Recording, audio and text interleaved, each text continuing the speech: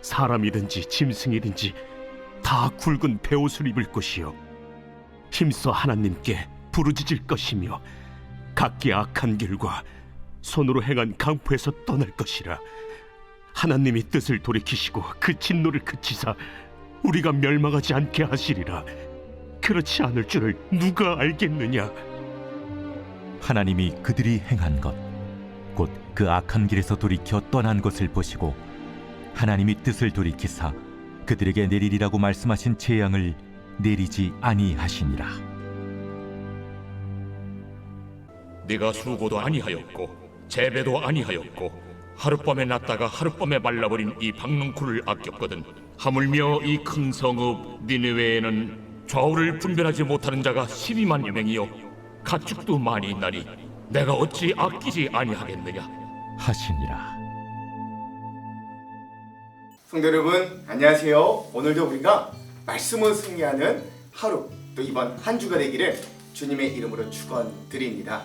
우리 지난주 금요일까지 우리가 요나서를 다 마무리하고 또 한 번 또 쭉 다 같이 읽는 시간을 가졌죠. 우리가 매번 그랬던 것처럼 우리 구약 성경의 32번째 책인 우리 요나서가 그럼 과연 이 책 전체로 봤을 때 우리에게 어떤 의미와 은혜들을 주는가 마지막으로 리뷰해보면서 이 여행을 갈무리하려고 합니다.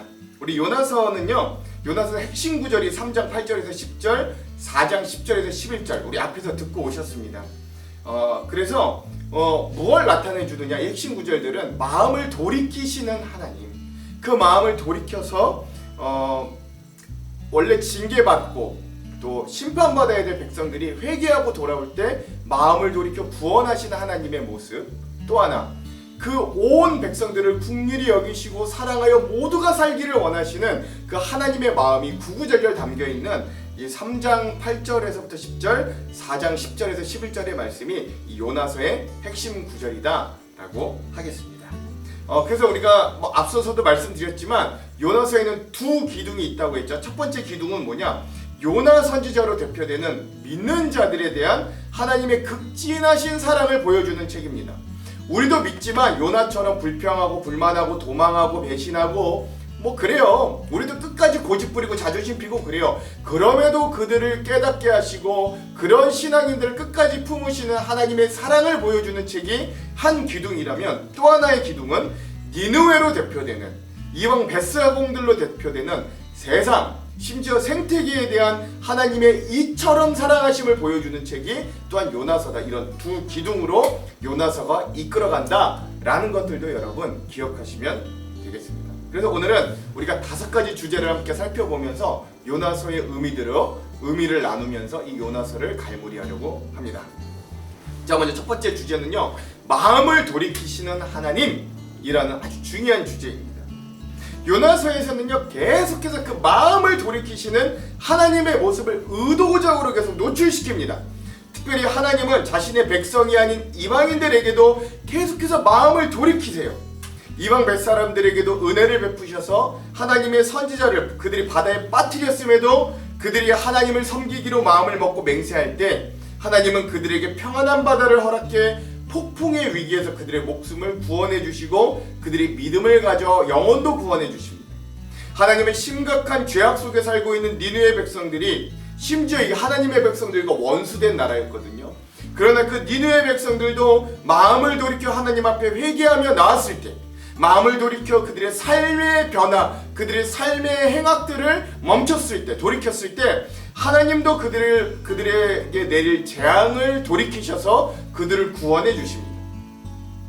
심지어 하나님은 자신을 피해 도망가는 요나가 물에 빠졌을 때 마음을 돌이켜 큰 물고기 뱃속에 숨기셔서 일단 목숨을 부지하게 하셨고, 또 물고기 뱃속에서 요나가 회개하였을 때 하나님은 마음을 돌이키셔서 그를 땅으로 인도해 살려주셨어요. 다시 한번 소명을 주셨습니다. 이렇게 반복적으로 하나님은 너희가 누구든지 간에 나에게 돌아오기만 한다면 나는 마음을 돌이켜 용납하고 용서하는 하나님이다 라는 것을 반복적으로 알려주십니다. 그래서 요나는 그런 하나님의 사랑의 속성을 너무나도 잘 아는 선지자였어요. 그래서 원수 같은 나라 니느웨 백성들이 회개하면 하나님께서 그 마음을 돌이키실 것도 너무 잘 알았습니다. 그래서 그는 회개하고 자복하여 구원을 얻는 니느웨 백성들의 모습을 보면서 막 분개하고 화를 내잖아요. 내가 이럴 줄 알았어요. 내가 이럴 줄 알았어요. 하나님, 저들이 이렇게 회개하고 구원받을까봐 내가 여기 오기 싫어했는데 도망간 건데 결국 저들이 그렇게 회개하네요. 하나님은 은혜가 많으시고 하나님은 마음을 돌이키시고 긍휼이 많으신 분이신 줄 내가 진작에 알았습니다 라고 막 화를 내잖아요. 즉 이 요나서에 나타나는 하나님의 모습은 변덕이 심한 분이라는 걸 나타내는 게 아니에요. 야, 이 녀석들 내가 심판해야지, 이 녀석들 내가 벌을 줘야지 해놓고 쉽게 마음을 막 돌이키시는 변덕의 하나님이 아니라고요. 오히려 마음을 돌이키시는 하나님의 모습을 통해서 하나님의 본래의 뜻은 그것이 이스라엘이든 이방인이든 죄인들이 회개하고 돌아와 구원을 얻는 것이 하나님의 본심, 하나님이 진짜 원하는 거다라는 걸 우리에게 알려주는 거예요. 그래서 성경에 등장하는 모든 선지자들이 심판에 대한 선포를 할 때도 그게 확정적인 선포가 아니라 니네 심판받을 거야, 니네 재앙이 임할 거야, 확정적인 선포가 아니라 그 어떤 경우에도 너희가 회개하는 자들에게는 그 뜻을 돌이키시는 하나님을 전제로 조건적으로 그 심판이 선포되었다라는 것을 우리가 꼭 기억해야 됩니다. 어리석은 이스라엘 백성들, 어리석은 우리들이 그런 하나님을 모르고 끝간데 없이 우리의 욕망대로 가다 끝까지 죄를 고백하지 않다가 회심하지 않다가 결국 멸망을 당하는 것 뿐이에요. 그러므로 우리는 이런 무한한 사랑의 하나님을 오늘도 여전히 의지할 수 있어야 됩니다. 그러므로 그리스도인에게 더 이상 늦은 때는 없는 거예요.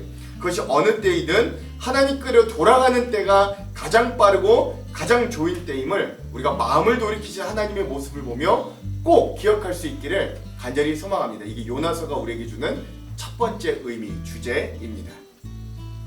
자, 두 번째 주제는요, 예비하시는 하나님을 끝까지 신뢰하라 라고 하는 것입니다. 근데 이 예비하시는 것 앞에 그것이 좋은 것이든 나쁜 것이든 합력하여 선을 이루실 하나님을 끝까지 신뢰하라 라는 것이죠. 요나서에는 두 가지 큰 대조적인 모습이 등장합니다. 먼저 첫 번째는 바로 계속적으로 불평하고 원망을 끊이지 않고 하는 요나의 모습이에요. 근데 그와 대조적으로 그런 하나님의 모습은 직접적으로 나서시기보다는 무엇인가 뒤에서 열심히 준비하시고 간접적으로 그것을 통해 요나가 스스로 깨닫게 하시는 하나님의 모습을 볼 수 있습니다. 그래서 요나서 전반부 1장에서 2장에서는 이 도망치는 요나를 위해 하나님이 다시스로 가는 배, 엄청난 폭풍과 해일, 그리고 요나를 삼킬 큰 물고기를 직접 마련해 주시고 예비하는 모습을 볼 수 있어요. 이걸 통해 요나가 깨닫고 회심하게 됩니다. 그리고 그 준비된 그리고 요나서의 후반부인 3장과 4장에서도 마찬가지로 하나님께서 억지 순종한 요나를 위해 박넝풀, 또 박넝풀을 먹어치울 벌레, 그리고 뜨거운 동풍을 준비하셔서 미물이 죽어가도 이렇게 아깝고 아쉬운데 천하보다 귀한 니느웨의 12만 명의 영혼들을 어찌 아끼지 않을 수 없는가를 요나에게 깨닫게 하여 주시는 거예요. 여기서 중요한 건 하나님께서 사랑하는 자신의 선지자를 위해 좋은 것들만 예비한 건 아니었다라는 사실입니다. 이거 중요해요. 때론 그것이 폭풍이 되기도 하고 박넝쿨을 삼키는 벌레가 되기도 하고 때로는 뜨거운 동풍이 되기도 합니다. 그러나 하나님께서 예비하신 그 모든 것을 통해 요나는 니느웨 백성들의 구원을 이끌어내었고 모든 사람을 살리시기 원하는 하나님의 뜻을 세상에 알리게 되는 거예요. 그러므로 오늘 우리들도 이런 하나님의 예비하심을 끝까지 신뢰할 수 있어야 됩니다. 좋은 것만 주시는 하나님, 좋은 것만 하나님께서 주시지 않음을 여러분 꼭 기억하십시오. 그러나 내 현실의 삶에서 때론 고난과 어려움이 왔다 하여 하나님께서 나를 버린 것도 아님을 그 모든 것들이 하나님께서 주신 것임을 반드시 기억하기 바랍니다. 그리고 내게 무엇을 주시든 간에 나에게 주신 그 모든 것들이 그것이 좋은 것이든 때론 고통스럽고 아픈 것이든 하나님께서 주신 것이라면 그 모든 것들이 합력하여 결국 선하고 아름다운 결과를 가져올 것임을 끝내 신뢰할 수 있기를 소망합니다. 꽤 오래전에 있던 이 미국에 있었던 이 실화를 좀 나누고 두 번째 주제를 마무리하려고 합니다. 미국의 육상 선수 중에 한 명이 있었어요. 그는 신실한 그리스도인이었습니다. 4년간 열심히 준비한 끝에 올림픽에 나가서 그는 우승하여 금메달을 받았습니다. 그런데 그는 미국으로 귀국하자마자 큰 교통사고를 당하게 되어 병원에 입원하게 되었습니다. 많은 기자들이 그에게 찾아와 인터뷰를 했어요. 그리고 그가 신실한 기독교임을 알았던 기자가 그에게 이렇게 질문합니다. 금메달을 따고 오자마자 이런 큰 사고를 당하게 된 것을 두고 하나님이 원망스럽지 않으십니까? 라고 기자가 질문했어요. 그러자 이 육상선수, 금메달을 딴 육상선수가 이렇게 믿음으로 대답했다고 합니다. 나는 나 같은 사람이 올림픽에까지 나가서 세계 최고의 영예인 금메달을 받아야 했는지, 왜 받아야 했는지 하나님께 따져 묻지 않았습니다. 그렇다면 귀국해서 내가 당한 이 큰 교통사고도 내가 왜 당해야 했는지 하나님께 따져 묻지 않겠습니다. 라고 대답했다고 합니다. 참으로 위대한 신앙인의 모습, 대답입니다.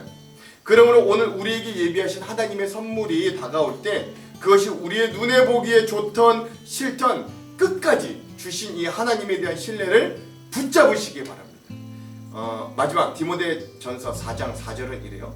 하나님께서 지으신 모든 것이 선함에 감사함으로 받으면 버릴 것이 없나니. 아멘.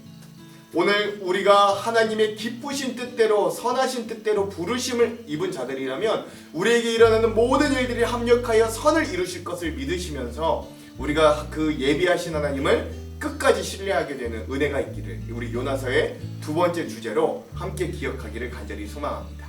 자, 세 번째 주제는요, 이스라엘만이 아닌 모두가 살기를 원하시는 하나님이라는 거예요. 즉 모두가 살게 하라 라고 하는 것이 하나님의 진짜 뜻이라는 거죠. 요나서에 등장하는 하나님은 참으로 특별합니다.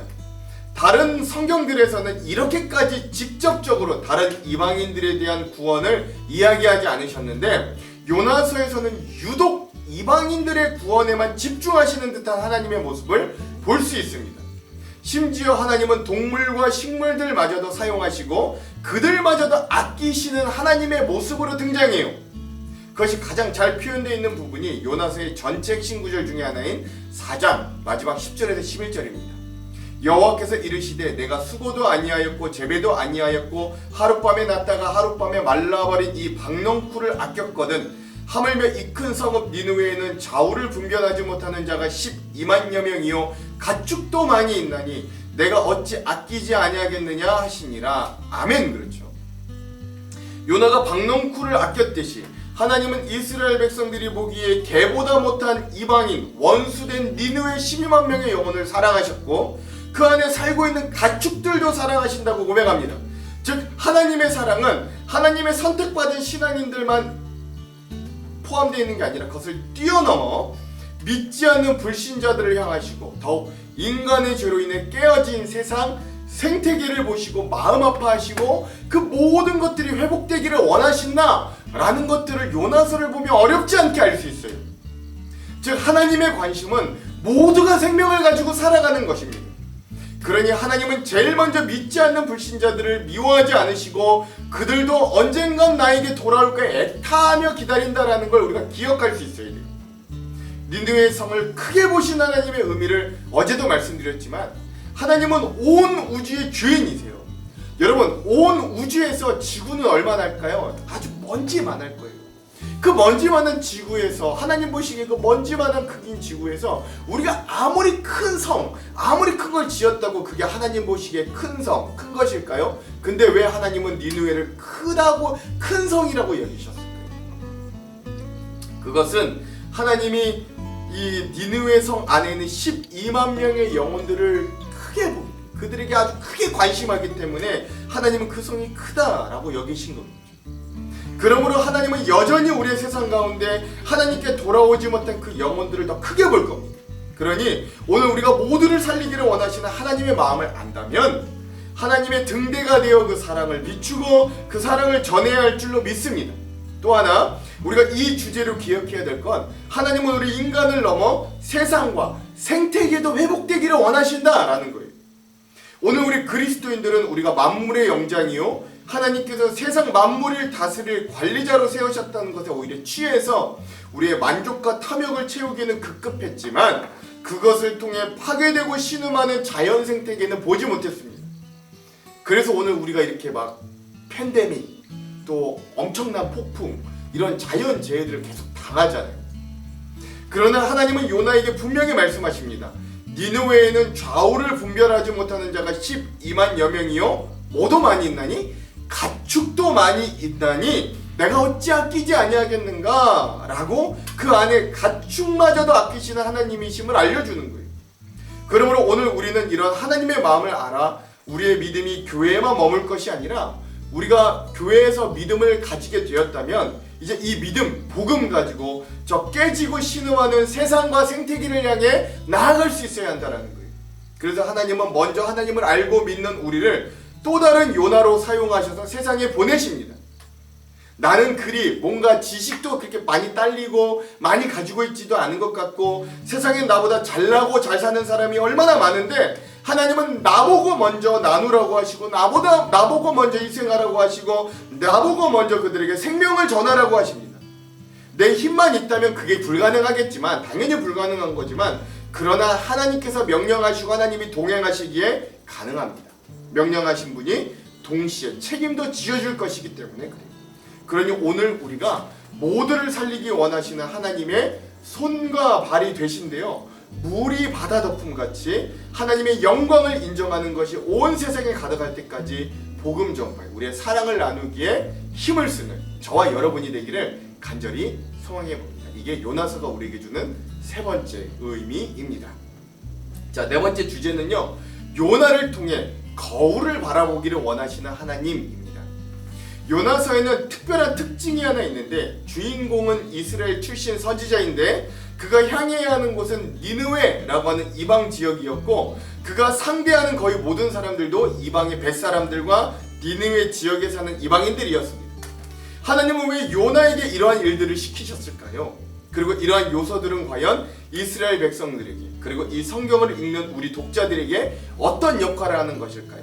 그건 바로 거울의 역할을 합니다. 먼저 하나님은 요나가 겪은 사건들을 통해 북이스라엘 백성들이 자신의 모습을 거울 삼아 깨닫기를 원하셨습니다. 먼저 니느웨 백성들에게 울려 퍼졌던 메시지, 이 니느웨 성이 죄악으로 40일 이후면 멸망당할 것이다 라는 메시지와 또 하나님께서 가장 먼저 요나에게 주셨던 사명, 니느웨의 악독이 나 하나님 앞에 상달되었다 라는 메시지를 통해 북이스라엘 백성들도 자신의 죄를 돌아보고 그 죄를 통해 심판받을 수밖에 없음을 알기를 원했어요. 아, 우리 니느웨가 저렇게 죄를 지어 심판이 가까웠다면 우리도 죄를 짓는데 우리에게도 하나님의 심판이 가까웠겠구나 라는 걸 깨닫기 원했다라는 거예요.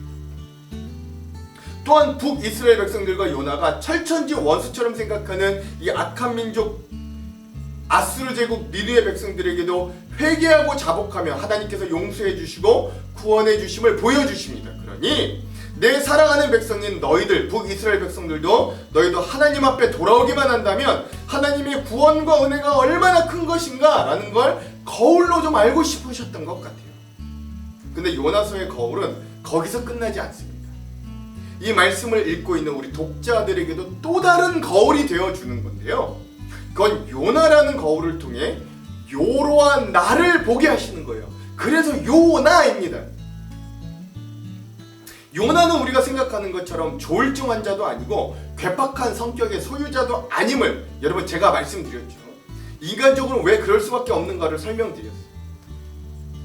역사적인 상황, 즉 북이스라엘과 니느웨 성과의 관계를 잘 생각해보면 요나의 입장과 행동이 충분히 인간적으로 이해됩니다. 상식적으로 이해돼요. 그럼에도 불구하고 요나가 하나님 앞에 자행하는 원망, 도망, 불평, 고집, 자존심을 세우는 모습을 보면서 우리는 우리의 모습을 되돌아보게 되는 거예요. 요나가 거울이 되어 우리의 모습을 정확하게 꼬집어주고 있는 것이죠. 그것이 하나님의 말씀인 것을 충분히 알아도 내 뜻과 생각에 맞지 않으면 도망쳤던 나의 모습을 요나를 통해 보게 하십니다.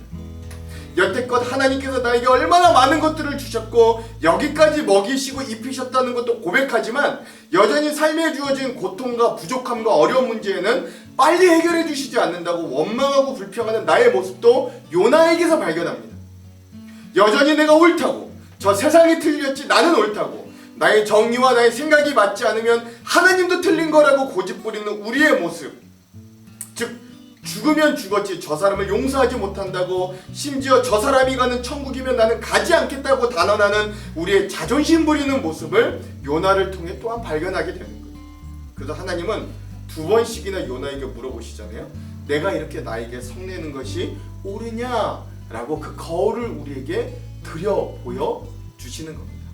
그러므로 사랑하는 성도 여러분, 오늘 우리가 이 요나서 전체를 읽고 이 의미를 나누면서 내 모습이 이렇구나 깨닫게 되기를 원합니다. 이 요나가 나였구나, 요로한 나였구나, 그래서 요나구나. 여러분, 우리가 이것들을 깊이 깨닫는 그 나를 되돌아보고 우리가 이 깨달은 나를 통해 믿음으로 한 걸음 더 성숙해지는 귀한 의미가 있기를 간절히 소망합니다. 이게 요나의 네 번째 주제이자 의미입니다. 자, 마지막 다섯 번째 주제는요, 돌이키는 인간에게는 반드시 주어지는 구원과 회복이 있다라는 주제예요. 요나서에 등장하는 인물군은 세 부류입니다. 자, 첫 번째는 주인공인 요나 선지자지요. 자, 두 번째 부류는요, 다시스로 가는 배를 몰았던 이방 사람 벳사공들입니다. 그리고 세 번째 부류는 바로 니느웨 성에 살고 있는 모든 아수르 백성들이에요. 이들은 출신도 다르고 자신들이 섬기는 신들도 다 다릅니다. 성격도 달랐고 각자가 추구하는 인생의 가치와 생각도 다 달랐을 거예요. 삶의 환경도 너무나 다른 사람들입니다. 그런데 요나서에 등장하는 이 세 부류 사람들의 공통점은 모두 죽음이 다가오는 위기 앞에서 하나님을 찾고 나아가는 사람들이었다라는 거예요. 첫 번째 이방 백사공들은 폭풍우가 몰아쳐 거의 죽을 지경이 되었는데도 하나님의 선지자를 쉽게 물 밖으로 내던지지 않았어요. 그리고 결국 어쩔 수 없이 요나를 물에 던지면서도 하나님께 용서를 구하고 폭풍우가 잠잠해지자 하나님을 인정하고 하나님만 섬기기로 맹세하여 믿음을 얻는, 돌이킬 줄 아는 믿음의 사람들, 구원 얻은 사람들이 되었습니다. 자, 두 번째 니느웨 백성들도 요나의 한마디 선포, 40일 이후에 이 니느웨 성이 망한다는 말에 왕부터 어린아이, 젖먹이까지 심지어 가축들까지 죄를 뒤집어쓰고 금식을 선포하고 자신들의 삶의 죄악을 멈추고 하나님께 회심하며 돌아올 때 하나님께서 마음을 돌이켜 재앙을 멈추시고 이들이 구원을 얻었습니다. 마지막 하나님을 피해 다시스로 도망가던 요나에게 하나님은 큰 폭풍우와 큰 물고기 속에 뱃속에 3일이나 갇히게 하시지만 그 죽을 위기 가운데서도 요나가 진심으로 회개하며 하나님께 온전히 순종을 결단할 때 하나님은 그에게 땅에 올라올 수 있는 생명과 또 다른 사명을 다시 한번 허락해 주십니다. 즉 이들은 삶의 밑바닥에서 하나님을 찾을 줄 아는 자들이었어요. 그리고 하나님은 이들이 하나님을 찾을 때 그가 이방 벳사공이든 이스라엘과 원수된 니느웨 백성들이든 심지어 하나님께 반항하던 요나든 간에 모두 구원해 주시고 용서와 용납함을 받았다라는 걸 기억할 수 있어야 됩니다. 그러므로 요나서를 다 읽고 여행을 마치는 우리도 이들의 믿음을 배우고 우리의 인생의 가장 어려운 순간, 위기의 때, 밑바닥에 있었을 때, 그때 여러분들도 이 요나, 벳사공, 니느웨 사람들처럼 하나님 앞에 서시기를 간절히 소망합니다. 이때라도 하나님 앞에 서십시오. 제발 가장 어려운 때만이라도 하나님을 반드시 찾아야 함을 요나서에서 배울 수 있기를 소망합니다. 마지막으로 예레미야서 33장 2절에서 3절의 말씀을 읽고 오늘 이 요나서 전체 리뷰를 마무리할게요. 이를 행하시는 여호와, 그것을 만들며 성취하시는 여호와, 그의 이름을 여호와라 하는 이가 이와 같이 이르시도다. 너는 내게 부르짖으라. 내가 내게 응답하겠고 내가 알지 못하는 크고 은밀한 일을 내게 보이리라. 아멘. 기도할게요. 하나님, 그동안 우리에게 이 요나서를 여행할 수 있도록 은혜를 베풀어 주시니 감사합니다. 이 4장밖에 안 되는 이야기를 통해 우리의 모습을 거울 삼아 보게 하시니 또한 감사합니다. 우리가 마음을 돌이켜 하나님께 나아가면 하나님은 우리를 반드시 받아주시고 용서하시며 회복하여 주신다는 것도 다시 한번 깨닫게 하시니 감사합니다. 하나님이 요나서의 여행을 통해 오늘 우리들에게 주신 이 귀한 은혜들을 우리가 마음에 잘 가다듬고 우리의 믿음이 한 단계 더 성장할 수 있도록 은혜를 베풀어 주시옵소서. 또한 앞으로 우리가 함께 떠날 미가서의 여행도 하나님 귀하게 예비하여 주시옵소서. 그렇게 하실 주님 기대하며 예수님 이름으로 기도합니다. 아멘. 오늘은 이 영상 이후에 조수아, 우리 CCM 가수 조수아님께서 부르신 하나님의 진리 등대 함께 듣고 영상을 마무리하도록 하겠습니다. 그럼 사랑하는 성도 여러분, 오늘 하루도 말씀으로 승리하십시오. 사랑하고 축복합니다.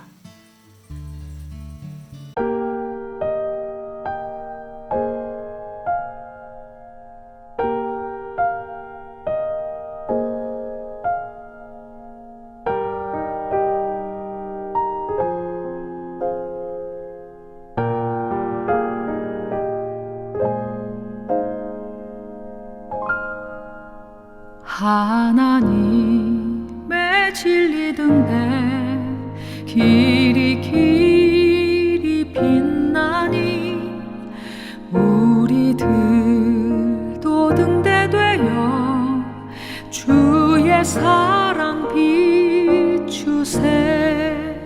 우리 작은 불을 켜서 험한 바다 비추세. 물에 빠져 헤매느니 건져내어 살리세.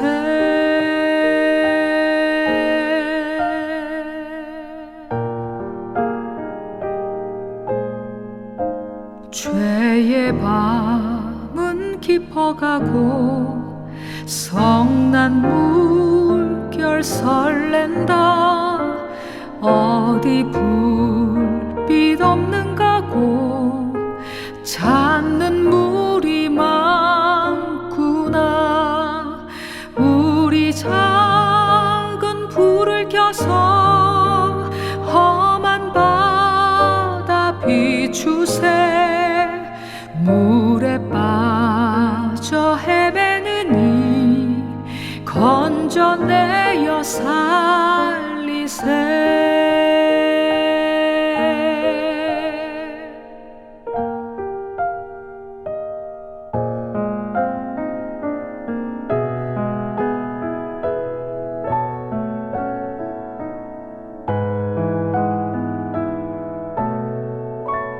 너의 등불도 두어라.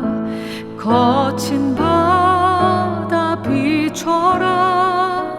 빛을 찾아 헤매느니 생명선에 건져라.